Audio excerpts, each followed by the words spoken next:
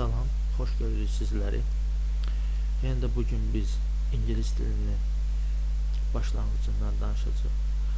Burada biz yenə də çalışacağıq ki, söz ehtiyatlarımızı artıraq. Bu məqsədlə yenə də bir neçə sözün mənasını öyrənməyə çalışacağıq. Burada birinci başlayırıq bu sözdən. How are things going? İşlər necədir? Yəni burada bilirsiniz, mən qabaqçı how are you sözündə demişdim ki, are sözünün mənası, how sözünün mənası. Burada going deməli davam edici formadadır. Gələcəkdə go fe'linin ing ilə birləşib hansı məna daşıdığını sizə öyrədəcəyik. Think sözü əşya deməkdir. S şəkilçisi olduğuna görə burada əşyalar mənasında gedir. Yəni burada belədir ki, işlər necə gedir? How are things going? Amma Azərbaycan dilində tərcümədə belədir, işlər necədir? Və yaxud da ki, onun başqa bir variantı da var. How are you getting on? Get sözü də əldə etmək mənasındadır. Yəni getting də burada ing davam edici formada özünü göstərir.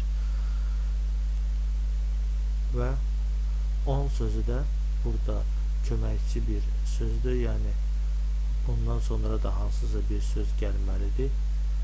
Bunu da biz qrammatikada öyrənəndə sizə ətraflı danışacağıq. Amma burada how are you getting on? Yəni o mənada gedir ki, işlər necədir? Yəni siz nəyi necə götürdünüz? You getting on. Nəyisə götürdünüz? How are? Necə götürdünüz? Necə əldə etdiniz? Və Azərbaycan dilinə tərcümədə isə məzmun tərcüməsi belədir. İşlər necədir? How are things going? How are things going? How are things going? How are you getting on? How are you getting on? How are you getting on? Keçirik digər sözə. Burada belədir. Sizə nə olub? What's the matter with you? What's the matter with you? Burada what is the matter with you? Amma danışan zaman burada bax bu söz i hərfi ixtisara düşəcək və bunun yerində apostrof yaranacaq və olacaq what's the matter with you? Yəni qısa şəkildə. Bu da gələcəkdə, yəni söz ehtiyatı və fluently speech-də, yəni axınlı, səlis danışıqda bu daha ətraflı sizə aydın olacaq. Hələlik isə bunu what is the matter with you da deyə bilərsiniz. What is the matter with you? What is the matter with you? What is the matter with you? Sizə nə olub? Sonra keçirik bu bir sözə. Nə olub? Nə olub? What's up? Yenə də gəlirik bu sözə. Burada yenə də mən oxuyanda belə oxudum. What's up? Yəni i şəkilçisi yenə də analoji olaraq burada itir və burada apostrof yaranır. Olur what's up? What's up? Tərcümə. Yəni belə oxunur da. What's up? What's up? What's up? Amma sizin üçün problem yoxdur. Yəni siz bunu belə də rahatçılıqla deyə bilərsiniz. What is up? What is up? What is up? Nə olub sözünün digər bir mənası da var. Bax buradakı mənası. Hansı ki what happened? Happened da id şəkilçisi keçmiş zamanın mənasıdır. Yəni ki Happen baş verməkdir. Hadisənin olmasıdır. Bu baş verib bu hadisə. Happen. Happened baş vermişdir. Yəni bu feili sifət keçmiş formadadır. İndi biz bunu daha dəqiq formada sizinlə danışacağıq qrammatikada. Hələlik isə bu başlanğıcdır. Bu başlanğıcda isə siz sadəcə olaraq bu sözləri əzbərləməyiniz kifayət edir və bunların mənasını öyrənməyiniz kifayət edir və dəfələrlə baxın, lazımdırsa dəftər götürün, qeydiyyat aparın və onu təkrar-təkrar əzbərləyin və yadınızda saxlayın. Sonradan bu sizin danışığınızda çox böyük köməkliyi olacaq.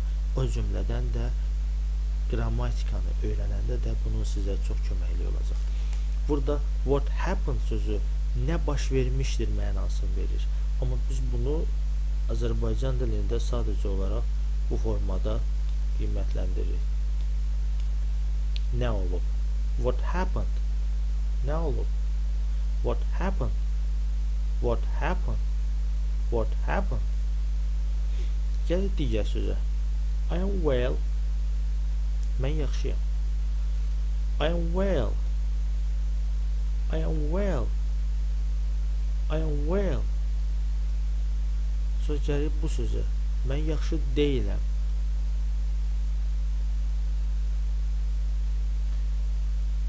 I am not well.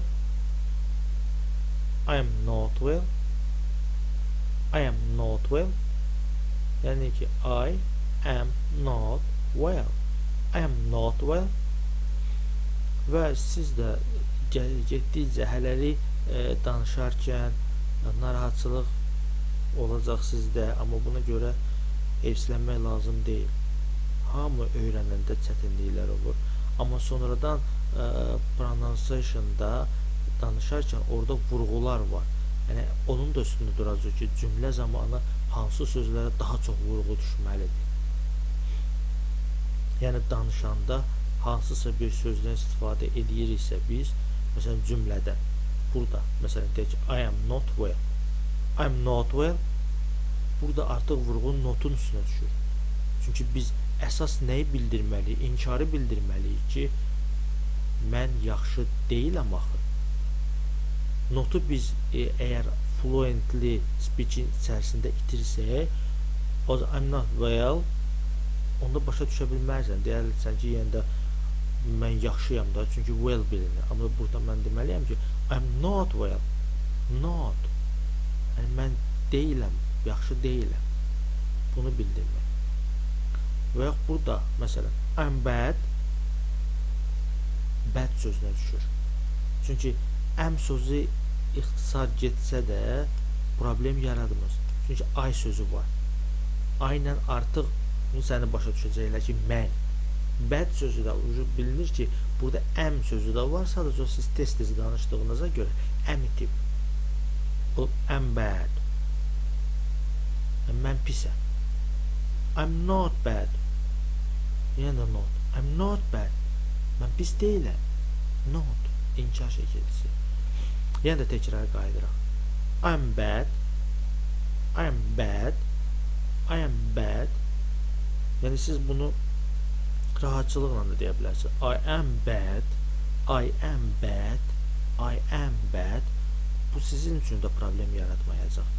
Çünki siz baxıb bu formada danışa-danışa getdikcə danışığınızı səlisləşdirəcəksiniz. Sonra gəl. I am not bad. I am not bad. I am not bad. Mən pis deyiləm. Sonra so-so. So-so. So-so. Belə də. Bunun elə mənası ilə so-so, yəni so belə sözündən, elə sözün deməkdir.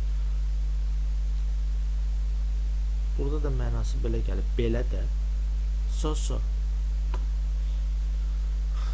Hamınıza uğurlar arzu edirəm və mənim bu dərslərimi təkrarlayın, sözləri əzbərləyin və siz də sonradan inanacaqsınız ki, həqiqətən də bu sizin danışığınıza nə qədər kömək edib.